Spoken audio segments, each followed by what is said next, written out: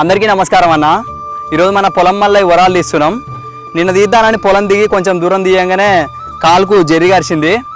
రైతన్నలందరూ జర వరాలు తీసేటప్పుడు చూసుకొని తీరన్న వరాలకు తుట్టె పురుగులు కానీ జెర్రీలు కానీ తేళ్ళు కానీ ఉంటుంటాయి. కొత్త కట్ట ఐటికైతే ఉంటాయి. కొన్ని పొలం చెరువు కింది పొలాలకు కానీ మామూలుగా రోజు వాడిన ఐటికైతే ఉండవు.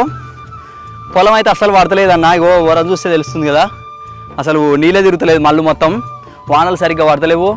అసలు ఏం అర్థం కావట్లేదన్న. 3 ఎకరాలకు నారు పోసినాం, ఒక 1/2 ఎకరం మీద తడిచింది.